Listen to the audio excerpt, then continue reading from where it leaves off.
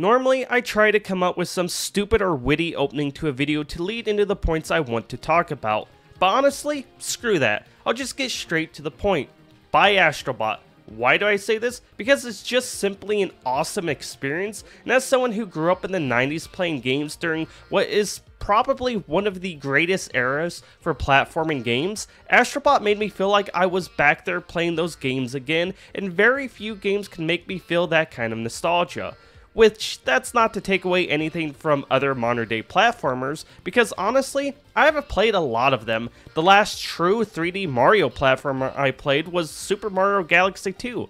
That's right, I haven't played Super Mario Odyssey. Also, as another confession, I haven't played Astro's Playroom or the Astro Bot Rescue Mission game either. So I have a pretty fresh mindset going into Astrobot to say the least. But with that said, while I did have 3 separate issues with the game I'll get into later, there's no doubting that nothing but heart and soul has went into making this a terrific video game whose sole purpose is to just simply make sure you're having fun every step of the way, and that starts with its simple yet engaging gameplay that is brilliantly displayed in the very first level of Astrobot. But before I dig into that, let's first look at the mechanics that drive you forward through these levels.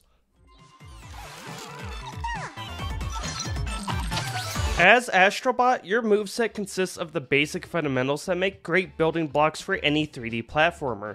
You can walk, run, jump, and hover. You have a melee attack that can be charged up for a spin attack. You can grab, push, or pull various objects. Also, there's climbing and swimming as well. All of this is super basic stuff, and none of it is revolutionary. These aspects don't make a game good just because you have them. But the mechanics that get layered on top of these simple fundamentals and how you use these mechanics to interact with the world is what truly makes Astrobot shine. Which, going back to my statement about the first level, it really does brilliantly display all of these mechanics working together in such a simple way that teaches you what to expect or watch out for from this experience, showing the player how different enemies need to be defeated, how your moves can have effects on objects in the environment you are in, how these levels make use of verticality to hide secrets from the player in the environments. Everything about this opening level is perfect, and it plants that seed into your mind on what might be possible in future levels that few games nail, which as soon as that moment clicked in my head, I knew this game was going to be a truly top tier platforming experience. Then to top it off, you also get a taste of the 2 biggest X factors on these gameplay mechanics: power-ups and the DuelSense controller itself.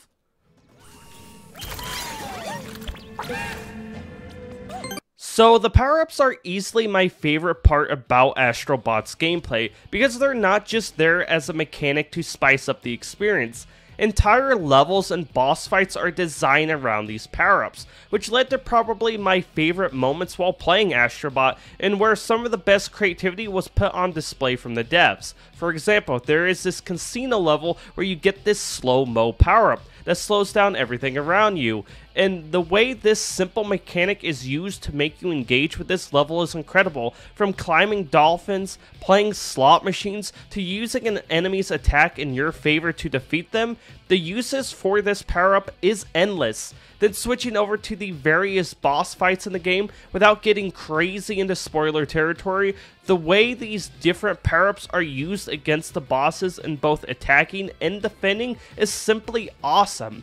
Basically, the boss fights are really fun and well done. Plus, to just build a little bit more on the power-ups off of that, you have special levels you go through that are themed around certain PlayStation IPs that expand on the gameplay built around those games, and these were very cool to experience. Also, it made me realize how bad I want a new Ape Escape game. Anyways, now switching over to the DualSense controller, which I have another confession to disclose here. I'm not a fan of the shape of PlayStation controllers. They have just never really been comfortable for my hands, and also I really hate vibration being on when I play games.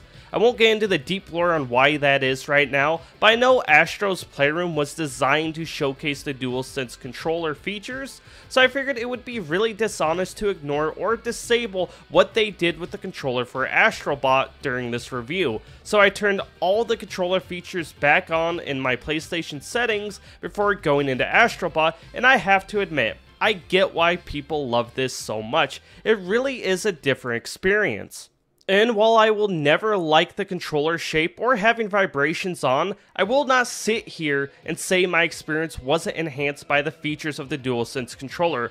From tilting the controller to climb with the monkey power-up, to aiming the controller to use a vacuum, I had a blast feeling like my physical self was a part of the experience. Plus all the weird little feelings and stuff the controller does when walking on different surfaces or performing actions like sliding across the block walls to find the secret spots you can push in, I really found that to be a truly interesting experience. But anyways, that pretty much sums up all the mechanics and what you can expect from the core gameplay of Astrobot, so what else is there to do in the game?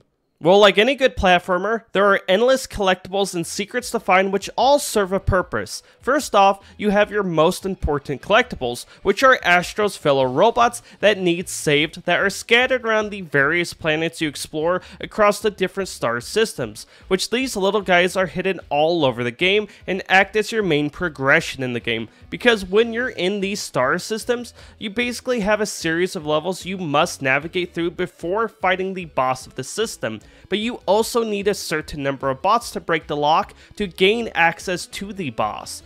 Then back on what is essentially your main hub world, you also use these bots you have saved to explore and unlock new areas to progress further into the game as well. So collecting as many of these as you can is very important.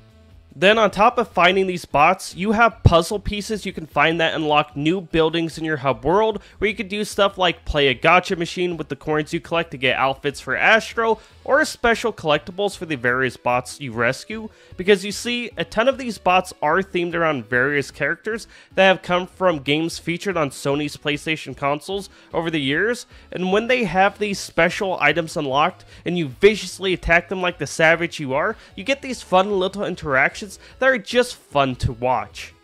Now, hopping back over to the secrets, I want to say Astrobot in general is a very easy game, and if you stick to the main levels and never deviate, you really won't find any challenge outside of maybe the boss fights, maybe, which is great for anyone who just wants a stress-free experience. But if you dig around a little bit, there are many secret levels that can bring that challenge that some people are looking for.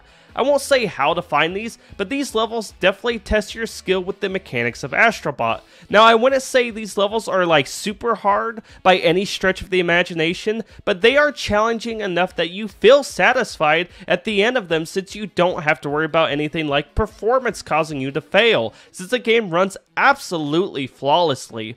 With that said, it's time we talk about my 3 biggest issues with the game. First, there is no way to change your camera sensitivity. I know, this is terrible, it makes the game completely unplayable. Jokes aside, I do wish we could do this. Like, it's nice we can disable the motion controls and stuff like that, but I really wish we could change the camera sensitivity. Not the end of the world, but I hope it's something they add eventually. Now second, while there is an insane amount of enemy variety, so many of them are pretty samey to fight, and it can get repetitive in that regard. Now, they do place enemies in different ways to spice up the encounters, which is really appreciative, but I just wish there was a little bit more to the basic enemies. Now, for the final issue I had with the game, and my biggest complaint of all, this game constantly reminds me of all the games I've never played. I have never played the Horizon games. I have never played the new God of War games. I haven't played any Uncharted games after the first one, and the list goes on. I tried to ignore my cursed backlog of games, and Astrobot kept bringing them front and center to me. But on a more serious note, Astrobot truly is fantastic, and it's everything I want from a single-player game. A complete experience with no microtransactions that focuses on gameplay first in everything it does, from level design to even how the music plays into aspects of the various levels. Everything is guided to make you, the player, feel like the center of every action being performed in these worlds. And that's why, after my roughly 15 hours I put into Astrobot, I can say with confidence, this is a game I truly recommend to anyone and everyone.